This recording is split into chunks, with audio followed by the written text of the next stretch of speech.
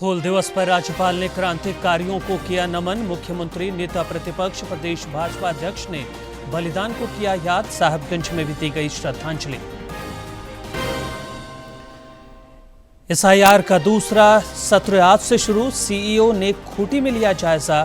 BLO घर घर जाकर वितरित कर रहे हैं इन्यूमरेशन फॉर्म। ढांचागत संरचना को सुदृढ़ करने पर केंद्र सरकार का फोकस। राष्ट्रीय निवेश और अवसंरचना कोष के लिए अतिरिक्त 30,000 करोड़ रुपए की मंजूरी। और राज्य में मानसून ने पकड़ी रफ्तार। आज भी कई जिलों में झमाझम बारिश। 6 जुलाई तक राज्य के कई इलाकों में बारिश, आंधी और वज्रपात की चेतावनी।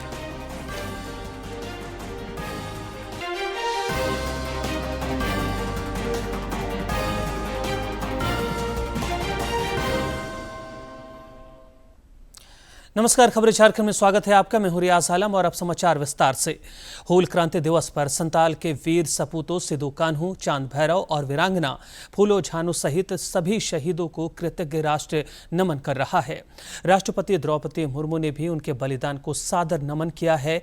एक सोशल मीडिया पोस्ट में राष्ट्रपति ने कहा कि जनजातीय समाज के शोषण के विरुद्ध और उनकी अस्मिता की रक्षा के लिए उन्होंने ऐतिहासिक संघर्ष किया। क्रांतिकारियों का शौर्य, त्याग और बलिदान सभी देशवासियों को सदैव प्रेरित करता रहेगा। राज्यपाल संतोष कुमार गंगवार ने रांची स्थित लोक भवन में हूल दिवस के अवसर पर वीर शहीद सिद्धू कान्हू के चित्र पर माल्यार्पण कर उन्हें श्रद्धांजलि दी। राज्यपाल ने कहा कि हूल क्रांति भारत के स्वतंत्रता संग्राम के इतिहास का गौरवशाली अध्याय है। सिद्धू कान्हू, चांद भैरव, फूलो झानो सहित हूल आंदोलन के सभी वीर सेनानियों ने अन्याय, शोषण और औपनिवेशिक शासन के विरुद्ध अदम्य साहस का परिचय दिया। उनका त्याग, संघर्ष और राष्ट्र प्रेम सदैव प्रेरणा स्रोत रहेगा।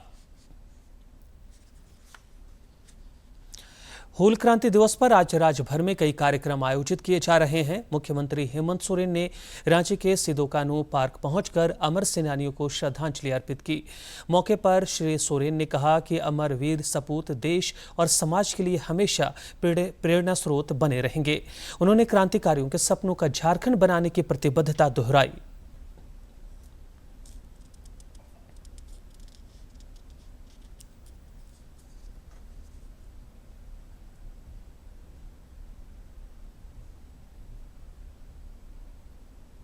और विशेषकर हमारे आदिवासी समुदाय के लोग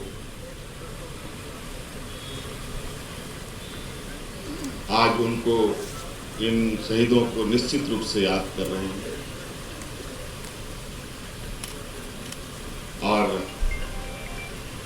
इस वीर भूमि का गौरवशाली इतिहास सदैव इतिहास में सुनहरे अक्षरों से बटा रहे। भाजपा प्रदेश अध्यक्ष आदित्य साहू, नेता प्रतिपक्ष बाबूलाल मरांडी और पूर्व मुख्यमंत्री अर्जुन मुंडा ने भी सिद्धू कान्हू पार्क में हूल क्रांति के नायकों की प्रतिमा पर माल्यार्पण कर उन्हें नमन किया। उन्होंने कहा कि सिद्धू कान्हू, चांद भैरव और फूलो झानो की शौर्य गाथा पीढ़ियों को राष्ट्र सेवा के लिए प्रेरित करती रहेंगी। हूल क्रांति दिवस के अवसर पर रांची के मोरहाबादी स्थित सिद्धू कान्हू पार्क में कार्यक्रम आयोजित हुआ। भाजपा प्रदेश अध्यक्ष आदित्य साहू, नेता प्रतिपक्ष बाबूलाल मरांडी और पूर्व मुख्यमंत्री अर्जुन मुंडा ने वीर शहीदों की प्रतिमा पर माल्यार्पण किया। श्री साहू ने कहा कि इन वीरों ने देश के लिए अपनी कुर्बानी दी। आज सभी लोग हम लोग याद करते हैं कि अंग्रेजों के जमाने में जिस प्रकार से अन्याय, अत्याचार, इस राज्य जुल्म का जो कहर ढाया जा रहा था, उसके विरोध में हमारे पूर्वजों ने लंबी आंदोलन लड़ी थी, जिसका नतीजा हुआ था कोई शहीद होना उनको पड़ा था। आज उन्हें हम आज के दिन के अवसर पर, हूल दिवस के अवसर पर श्रद्धा सुमन अर्पित करते हैं। वहीं नेता प्रतिपक्ष बाबूलाल मरांडी ने कहा कि संताल हूल के महानायक सिद्धू कान्हू का साहस, संघर्ष और बलिदान सदैव अन्याय के विरुद्ध खड़े होने और समाज हित के लिए समर्पित रहने की प्रेरणा देता रहेगा। 1855 के स्वतंत्रता सेनानी सिद्धू कान्हू, चांद भैरव, फूलो झानो के नेतृत्व में जो हजारों लोग जो शहीद हुए, उन सब लोगों के प्रति मैं श्रद्धा सुमन अर्पित करता हूँ। और साथ ही मैं ये मानता हूँ कि 1855 में अंग्रेजों के जुल्म के विरोध, शोषण के विरोध लोगों ने जो संघर्ष किया था, आज भी वो संघर्ष प्रासंगिक है। पूर्व मुख्यमंत्री अर्जुन मुंडा ने भी वीर शहीदों को नमन किया। उन्होंने चिंता जताई कि आज उसी संताल में जनजातीय समाज शरणार्थी बनता जा रहा है। जनजातीय समाज खास करके भुक्तभोगी हो रहा है, बड़ी संख्या में जमीन लूट रहा है, लूज कर रहा है, अपने ही घर में शरणार्थी की तरह हो रहा है। ये हमारे लिए बहुत बड़ा विषय है। इस मौके पर विधानसभा में भाजपा के मुख्य सचेतक नवीन जायसवाल समेत बड़े नेता और कार्यकर्ता मौजूद रहे। रांची से सरिता की रिपोर्ट। वीरों की भूमि साहिबगंज में हूल क्रांतिकारियों को श्रद्धांजलि देने वालों का तांता लगा हुआ है। यह क्रांति बरहेट प्रखंड अंतर्गत पंचकटिया गांव से शुरू हुई थी, जो देश प्रेमियों को आज किसी तीर्थ स्थान से कम नहीं है। यहां आज सवेरे से ही लोगों का जुटान हो रहा है और पूजा अर्चना की जा रही है। सांसद विजय हांसदा समेत अन्य गणमान्य लोगों ने क्रांति स्थल पर पूजा अर्चना की।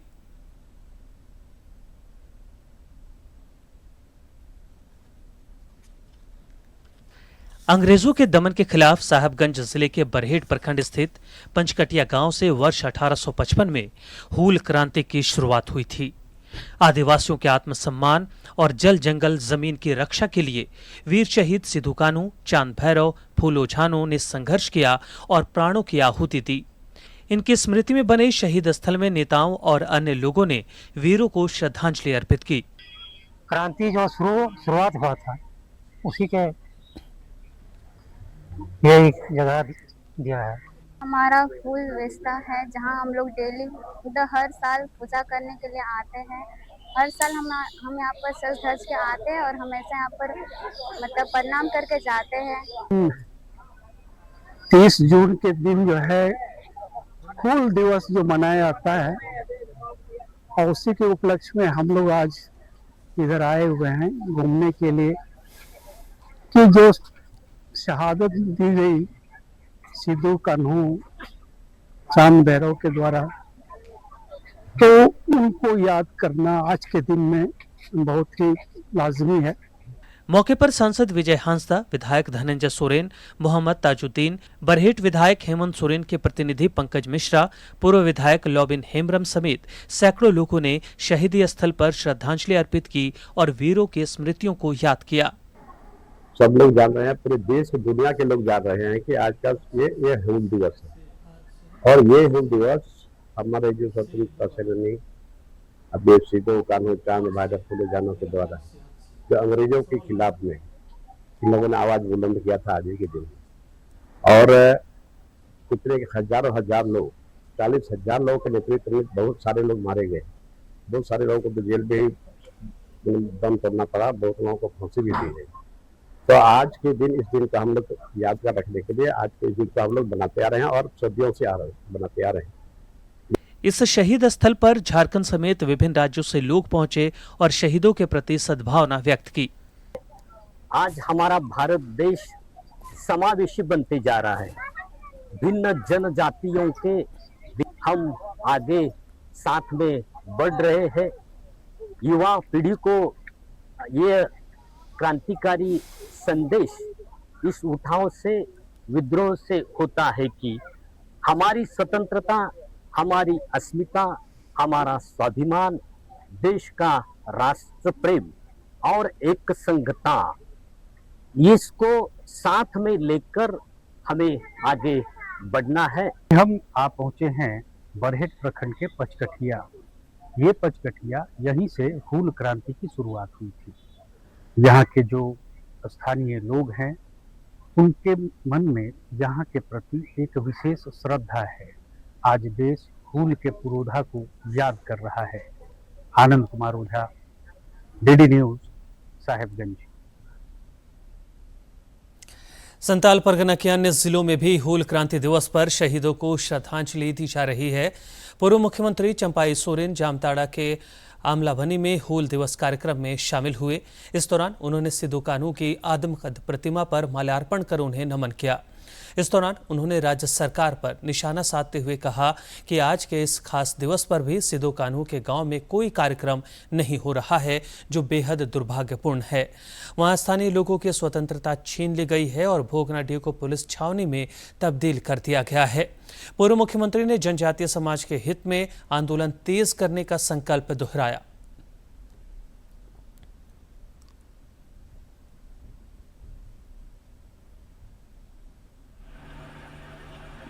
क्या आदिवासी हित का बात करेगा? जब सिद्धू कान्हू गांव भोगनाडीह में आप स्वतंत्र नहीं दे सका, वहां एक टू ईटा आप नहीं रखा विकास के नाम पर। भोगनाडीह में शर्म आना चाहिए ये सरकार का। अब उस गांव को आपने इस तरह से आपने घेर के रख दिया। क्या गुनाह किया था भोगनाडीह का? चंपई सोरेन को बुलाया था। इतना तकलीफ, अरे हमको कहीं रोक देता, आप लाठी चला दीजिएगा। आज नहीं तो कल यहाँ का जनता आदिवासी मूल भाषा आपको मुंह तोड़ जवाब देगा। यह सरकार जो भोगनाडीह में आप जो 30 से वर्ष को छावनी में बदल दिया और वहां का उस गांव का माटी को आपने अपमान किया है, इसका जरूर जवाब मिलेगा। गौरतलब है कि आज के दिन वर्ष 1855 में अंग्रेजों के शोषण के खिलाफ और देश की आज़ादी के लिए संताल की भूमि पर बड़ा आंदोलन छिड़ा था। देश प्रेमियों के लिए यह साहिबगंज की वीर भूमि आज भी तीर्थ स्थल के समान है।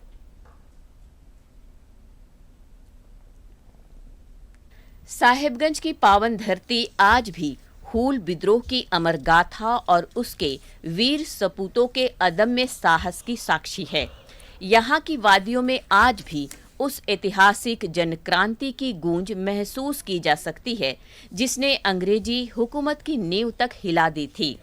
संथाल परगना में शोषण, अन्याय और दमन के विरुद्ध बरहेट प्रखंड के भोगनाडीह में जन्मे सिद्धू कान्हू, चांद और भैरव मुर्मू के साथ वीरांगना फूलो और झानो ने संघर्ष का नेतृत्व करते हुए स्वतंत्रता की ऐसी मशाल जलाई जिसने अंग्रेजी शासन को चुनौती देने का साहस दिया। 30 जून 1855 को शुरू हूल विद्रोह की गूंज आज भी जिंदा है। आज जब उनके परिजन इन महान बलिदानियों को याद करते हैं तो उनकी आंखें गर्व से नम हो उठती हैं।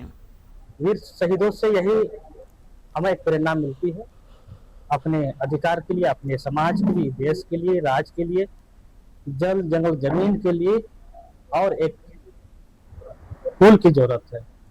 यही युवा पीढ़ी को संदेश देना चाहूंगा। वीर सिद्धू कान्हू मुर्मू ने हमारे देश के लिए लड़ाई लड़ा, बलिदान दिया, अंग्रेजों के खिलाफ आवाज उठाया और आज़ादी दिलाया, इसलिए हम लोगों को बहुत गर्व है। अंग्रेजों ने संथालों को दामिन एकोह में बसाने और खेती का वादा किया था, लेकिन बाद में वही वादा धोखे में बदल गया। जमीन पर कब्जा, भारी कर और लगातार शोषण ने आदिवासी समाज को विद्रोह के लिए मजबूर कर दिया। सिद्धू कान्हू और उनके साथियों ने मोर्चा संभालते हुए हजारों की संख्या में अंग्रेजों के खिलाफ गुरिल्ला युद्ध शुरू किया और अंग्रेजों को धूल चटा दिया। आज युवा जब भोगनाडीह की इस महान भूमि को नमन कर उनकी गौरव गाथा को याद करते हैं तो उनके भीतर देशभक्ति की नई प्रेरणा जाग उठती है। हमें गर्व महसूस होता है कि मैं भी उन्हीं के गांव से हूं और हमें प्रेरणा लेना चाहिए, उनसे सीखना चाहिए। इसीलिए हम प्रत्येक वर्ष को 30 जून हूल दिवस में इन्हें याद करते हैं, नमन करते हैं। हूल विद्रोह आज भी आदिवासी अस्मिता और साहस का प्रतीक बना हुआ है। यह कहानी आने वाली पीढ़ियों को संघर्ष और एकता का संदेश देती है। साहिबगंज से आनंद कुमार ओझा की रिपोर्ट। राज्य में आज से एसआईआर का दूसरा सत्र शुरू हुआ है। बीएलओ घर घर जाकर वोटरों को एन्यूमरेशन फॉर्म उपलब्ध करा रहे हैं। रांची में भी यह प्रक्रिया 29 जुलाई तक चलेगी। भारत निर्वाचन आयोग द्वारा निर्धारित कार्यक्रमों के अनुसार जिन मतदाताओं की मैपिंग हुई है वे एन्यूमरेशन फॉर्म में हस्ताक्षर कर उसे बीएलओ को सौंपेंगे।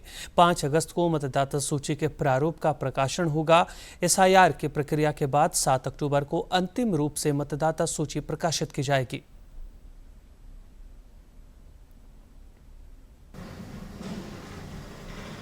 राज्य भर में एसआईआर यानी गहन पुनर्निरीक्षण किया जा रहा है। इसी कड़ी में आज यानी 30 जून से 29 जुलाई तक सभी बीएलओ घर में जाकर इसकी जांच करेंगे। इसी कड़ी में आज हमारे साथ प्रवीण लकड़ा जी है जो यहाँ पर बीएलओ सुपरवाइजर हैं। इनसे हम जानेंगे कि ये 30 जून से 29 जुलाई तक कैसे कैसे कार्यक्रम को निष्पादन किया जाएगा और भी इनसे जुड़ी सारी जानकारी हम इनसे जानेंगे। मैं प्रवीण लकड़ा यहाँ बूथ नंबर 221 से 232 तक का सुपरवाइज़र हूँ और आज से ये बांटा जाना है इन्यूमरेशन फॉर्म और जिसके संबंध में यहाँ मीटिंग भी बुलाई गई है और इस तरह का मीटिंग यहीं नहीं पूरे ज़िले में चल रहा है, पूरे राज्य भर में चल रहा है। तो यहाँ जो हो रही है उसके बारे में कहना चाहूँगा कि यहाँ आज सर से संबंधित निर्धारित कार्यक्रम जो भी हैं उसके बारे में सबको जानकारी दी गई और इनोवेशन फेज है उसकी गतिविधि की जानकारी दी गई ताकि गणना चरण के दौरान सभी मतदाताओं के पास पहुंचा जा सके और कार्य समय से पूरा हो सके। एएसडीडी सूची के महत्व और उसे तैयार करने संबंधी जानकारी दी गई और मुख्य निर्वाचन पदाधिकारी कार्यालय से प्राप्त लीफलेट्स में अंकित सूचना सभी उपस्थित सदस्यों को पढ़कर सुनाया गया। मुख्य निर्वाचन पदाधिकारी कार्यालय से प्राप्त पोस्टर्स में अंकित सूचना को सभी उपस्थित सदस्यों को पढ़कर सुनाया गया और नए मतदाता के पंजीकरण हेतु आवेदन प्राप्त करने के लिए और उसके संबंध में क्या करना है नहीं करना है उसके संबंध में विचार विमर्श किया गया। इस तरह से यहाँ आज हम लोग इतना ही काम किए और जब सभी लोग फील्ड में जाएंगे फॉर्म बांटने और फॉर्म को वापस लेने तब फिर वो और काम आगे पकड़ेगा, जोर पकड़ेगा। जो लोग हैं उनको किस तरह के दस्तावेज चाहिए या फिर दस्तावेज चाहिए या नहीं, इन सब के बारे में आप कुछ बता पाते तो? दस्तावेज देखिए उसमें है 11 तरह के दस्तावेज हैं, जैसे उनका एजुकेशनल सर्टिफिकेट है, रेसिडेंशियल सर्टिफिकेट है इत्यादि, वो सब लिया जाएगा। वो पूरा याद तो नहीं है लेकिन 11 किस्म का सर्टिफिकेट है जिसको सभी बीएलओ जब घूमेंगे तो वो अपने पास रखेंगे और उनको दिखाकर बोलेंगे कि ये आपके साथ एप्लीकेबल है, आप इसको दीजिए। अच्छा, तो अभी हम जैसा कि आपने बताया कि 2 फॉर्म उनको दिए जाएंगे, मतलब जो बीएलओ होंगे उनके पास 2 फॉर्म होगी, एक फॉर्म वो अपने पास रखेंगे और एक फॉर्म जो भी लोग हैं उनको दे देंगे। तो इसके बारे में थोड़ा सा बताइए कि क्या वो फॉर्म किस फॉर्म को देंगे, क्या करेंगे वो सारी चीज़ें। देखिए ये फॉर्म होगा एक ही तरह का फॉर्म होगा लेकिन वो 2 प्रति में होगा। एक प्रति बीएलओ अपने पास रख लेंगे और एक भरवा करके वापस ले लेंगे और उसको वे लोग ऑफिस में जमा करेंगे और अपने पास भविष्य में किसी तरह की दिक्कत ना हो, कार्यवाही में आसानी हो, मान लिया किसी तरह का कोई और पूछताछ होता है कि ये खो गया, ये नहीं मिल रहा है, तो ये लोग दिखा सकेंगे, बता सकेंगे, सही जवाब दे सकेंगे। इसलिए 2 तरह का कॉपी में देना है। जैसा कि बताया जा रहा है कि ये प्रक्रिया अभी 29 जुलाई तक ही चलेगी, तो इसके बाद भी ये टाइमलाइन एक्सपेंड हो सकता है या फिर ये यहीं तक ही रहेगी? आप इसके बारे में क्या बताना चाहेंगे और इस 29 जुलाई के बाद कैसी प्रक्रिया चलेगी उसके बारे में भी थोड़ा सा प्रकाश डाल पाते तो? जैसा कि आदेश है ऊपर से, निर्देश है, 29 जुलाई तक ये अभी घर घर जा कर के फॉर्म बांटना है। हमको 29 जुलाई तक हर हाल में करना ही है और अगर मान लिया नहीं हो पाता है तो विभाग का जैसा आदेश होगा वैसा करेंगे। इसके बाद क्या मतलब प्रोसीजर है कुछ उसमें अगर आप प्रकाश डाल पाते थोड़ी बात? उसको याद तो नहीं, देखना पड़ेगा। जैसा कि आपने प्रवीण जी से सुना कि अभी 29 जुलाई तक क्या क्या प्रोसीजर होने वाले हैं और आपको क्या क्या चीज़ें उनको जो बीएलओ आपके घर जाते हैं उनको देनी होगी। मुख्य निर्वाचन पदाधिकारी के रवि कुमार ने भी सबों से अपील की है कि आप बीएलओ का पूरी तरह से सहयोग करें। सहयोगी सौरभ के साथ मैं सूरज कुमार, डीडी न्यूज झारखंड। राज्य के मुख्य निर्वाचन पदाधिकारी के रवि कुमार चरणबद्ध तरीके से विभिन्न जिलों का दौरा कर एसआईआर प्रक्रिया का जायजा ले रहे हैं। उन्होंने आज खूंटी जिले के तोरपा प्रखंड में मतदान केंद्रों पर आयोजित बीएलओ और बीएलए2 की बैठक का निरीक्षण किया। इस दौरान श्री कुमार ने मतदाता सूची के विशेष गहन पुनरीक्षण अभियान के तहत चल रहे कार्यों एवं कार्य योजनाओं की विस्तृत समीक्षा की। उन्होंने बीएलओ और बीएलए2 की भूमिका को महत्वपूर्ण बताते हुए निर्देश दिया कि पुनरीक्षण प्रक्रिया पूरी पारदर्शिता, निष्पक्षता और निर्धारित समय सीमा के अनुरूप संचालित की जाए। श्री कुमार ने अधिकारियों से कहा कि प्रत्येक पात्र मतदाता का नाम मतदाता सूची में शामिल किया जाना चाहिए। इधर अपर मुख्य निर्वाचन पदाधिकारी सुबोध कुमार ने सरायकेला में मतदाताओं तक एन्यूमरेशन फॉर्म उपलब्ध कराने के लिए बीएलओ की तैयारियों का निरीक्षण किया। निरीक्षण के दौरान उन्होंने बूथ स्तर अधिकारियों द्वारा फॉर्म वितरण की व्यवस्था, मतदाताओं तक पहुंच सुनिश्चित करने की रणनीति और कार्यों की प्रगति की समीक्षा की। श्री कुमार ने प्रत्येक पात्र मतदाता तक एन्यूमरेशन फॉर्म पहुंचाने और पूरी प्रक्रिया पारदर्शिता, सटीकता और निर्धारित समय सीमा के अनुरूप संपन्न कराने का निर्देश दिया। एसआईआर को लेकर राजनीतिक दल भी नेताओं और कार्यकर्ताओं को जरूरी जानकारियां उपलब्ध करा रहे हैं। झामुमो द्वारा भी चरणबद्ध तरीके से बीएलओ2 के लिए प्रशिक्षण कार्यक्रमों का आयोजन किया जा रहा है। हजारीबाग में बूथ सम्मेलन सह प्रशिक्षण शिविर को पार्टी नेता विनोद कुमार पांडे ने संबोधित किया। उन्होंने बीएलए2 को अपने दायित्वों को निष्ठापूर्वक निभाने की अपील की ताकि एसआईआर प्रक्रिया में कोई मतदाता न छूटे। केंद्रीय मंत्रिमंडल ने राष्ट्रीय निवेश और अवसंरचना कोष के लिए 30,000 करोड़ रुपए के अतिरिक्त निवेश को मंजूरी दी है। केंद्र सरकार की इस पहल से ढांचागत संरचना के विकास और रोजगार को बढ़ावा मिलेगा।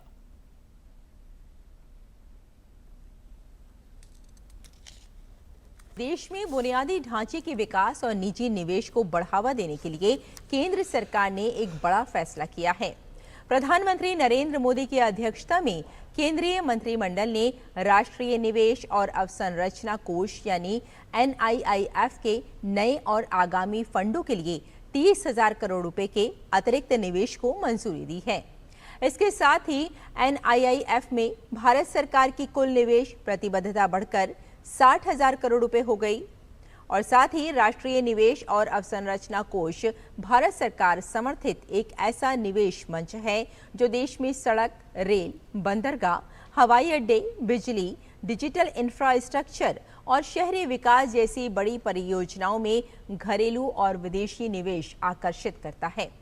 सरकार की हिस्सेदारी 49% है, जबकि बाकी पूंजी देश विदेश के बड़े संस्थागत निवेशकों से जुटाई जाती है। राष्ट्रीय निवेश और अवसंरचना कोष ने अब तक Abu Dhabi investment authority, Temasek, Australian super Asian development bank, Asian infrastructure investment bank, state bank of India, HDFC समूह और ICICI बैंक जैसे प्रमुख निवेशकों का भरोसा हासिल किया है। इससे भारत के इंफ्रास्ट्रक्चर क्षेत्र में वैश्विक निवेशकों का विश्वास भी मजबूत हुआ है। सरकार के मुताबिक नए निवेश का उपयोग राष्ट्रीय निवेश और अवसंरचना कोष के दूसरे इंफ्रास्ट्रक्चर फंड की स्थापना और नई निवेश योजनाओं के लिए किया जाएगा। इसके तहत परिवहन, ऊर्जा, डिजिटल इंफ्रास्ट्रक्चर, शहरी विकास और ई-मोबिलिटी जैसे क्षेत्रों में बड़े निवेश की योजना है। सरकार का मानना है कि इस अतिरिक्त निवेश से निजी पूंजी को और बढ़ावा मिलेगा, आधुनिक बुनियादी ढांचे का तेजी से विकास होगा, प्रत्यक्ष और अप्रत्यक्ष रूप से रोजगार के नए अवसर पैदा होंगे और देश की आर्थिक विकास यात्रा को नई गति मिलेगी। ये पहल गति शक्ति, digital India, make in India और विकसित भारत 2047 जैसे राष्ट्रीय लक्ष्यों को भी मजबूती प्रदान करेगी। केंद्र सरकार की पहल पर महीने भर चले खेत बचाओ अभियान का आज समापन हो गया। इस सिलसिले में हरियाणा के रेवाड़ी में आयोजित समापन समारोह में केंद्रीय कृषि मंत्री शिवराज सिंह चौहान मौजूद रहे। उन्होंने किसानों से संवाद करते हुए उन्हें प्राकृतिक खेती को अपनाने का आग्रह किया। श्री चौहान ने खेत बचाओ अभियान को एक मिशन की संज्ञा दी। आज मैं आपसे हाथ जोड़ के आपका सेवक आपका कृषि मंत्री आपसे ये कहने आया है कि धरती को बचाना मेरे बहनों और भाइयों, ताकि आने वाली पीढ़ियों के लिए भी ये धरती अन्न उत्पादित कर सके। आप खेत बचाओ, धरती बचाओ। आज समापन नहीं हो रहा खेत बचाओ का, आज से नया प्रारंभ हो रहा है। अभियान समाप्त है लेकिन मिशन आज प्रारंभ हो रहा है। और आदरणीय सैनी जी, कृषि मंत्री के नाते मैं भी ये संकल्प करता हूं कि सप्ताह में एक दिन किसी न किसी राज्य में खेत बचाओ अभियान में हर सप्ताह चलाऊंगा, क्योंकि धीरे धीरे मानसिकता में परिवर्तन होता है। ये काम ना तो मैं छोड़ूंगा ना आप छोड़ें, हम लगातार करते रहें और धीरे धीरे परिवर्तन आएगा, ये मेरा विश्वास है। और आपके नेतृत्व में, प्रधानमंत्री जी के आशीर्वाद से हरियाणा देश के सभी राज्यों को नई दिशा दिखाएगा। देश भर में कल से विकसित भारत जी राम जी योजना लागू होने जा रही है। इस योजना के तहत मजदूरों को वर्ष में 125 दिन रोजगार मिल सकेगा। केंद्रीय ग्रामीण विकास मंत्री शिवराज सिंह चौहान ने कल नई दिल्ली में एक कार्यक्रम को संबोधित करते हुए इसके प्रभावी क्रियान्वयन के लिए सामूहिक प्रयास पर बल दिया। विकसित भारत जी राम जी अब ये 1 जुलाई से लागू होगा। मैं आप सबको बधाई देना चाहता हूं। आप सब ने जितनी औपचारिकताएं हैं पूरी करने में बहुत तत्परता दिखाई है। केंद्र की ओर से आप जानते हैं 95,682 करोड़ रुपए की अंतरिम वित्तीय स्वीकृति दे दी गई। हर एक राज्य को इंडिकेट कर दिया गया है कि आपके राज्य में 9 महीने के लिए है ये राशि, 9 महीने के लिए इतनी राशि आएगी। आपको मैंने भी पत्र लिखे हैं, जानकारी भी दी है। तो राशि की पूरी व्यवस्था है। आईटी संबंधित जितनी भी हमारी औपचारिकताएं हैं वो भी पूरी कर ली गई हैं। हमने अपने तरफ से ग्रामीण रोजगार गारंटी कार्ड को भी अंतिम रूप दे दिया है। जब तक वो न बन जाए तब तक एक अंतरिम व्यवस्था भी की है और 1 जुलाई से इसको पूरी तरह से धरती पर उतरना है। 30 को मनरेगा का समापन हो जाएगा। 1 को विकसित भारत जी राम जी योजना का शुभारंभ हो जाएगा। राज्य में दक्षिण पश्चिम मानसून आज कुछ बाकी इलाकों में भी प्रवेश कर गया। मौसम विज्ञान केंद्र ने इस बात की जानकारी साझा की। मानसून की वजह से राज्य के कई इलाकों में आज बारिश का सिलसिला जारी रहा। राजधानी रांची में भी अच्छी बारिश हुई। केंद्र ने राज्य के विभिन्न हिस्सों में 6 जुलाई तक बारिश, आंधी और वज्रपात की संभावना जताई है। आने वाले दिनों में तापमान करीब 5 डिग्री सेल्सियस तक गिर सकता है। आज लातेहार, खूंटी, लोहरदगा, रांची, गुमला, सिमडेगा और पश्चिमी सिंहभूम में कहीं कहीं भारी बारिश की संभावना है। 1 और 2 जुलाई को भी संताल परगना समेत राज्य के कई इलाकों में भारी बारिश को लेकर केंद्र ने येलो अलर्ट जारी किया है। और अंत में मुख्य समाचार।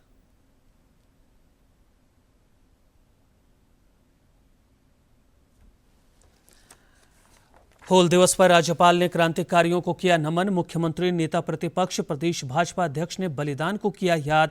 साहबगंज में भी दी गई श्रद्धांजलि। एसआईआर का दूसरा सत्र आज से शुरू। सीईओ ने खूंटी में लिया जायजा। बीएलओ घर घर जाकर वितरित कर रहे हैं इन्यूमरेशन फॉर्म। ढांचागत संरचना को सुदृढ़ करने पर केंद्र सरकार का फोकस। राष्ट्रीय निवेश और अवसंरचना कोष के लिए अतिरिक्त 30,000 करोड़ रुपए की मंजूरी। और राज्य में मानसून ने पकड़ी रफ्तार। आज भी कई जिलों में झमाझम बारिश। 6 जुलाई तक राज्य के कई इलाकों में बारिश, आंधी और वज्रपात की चेतावनी।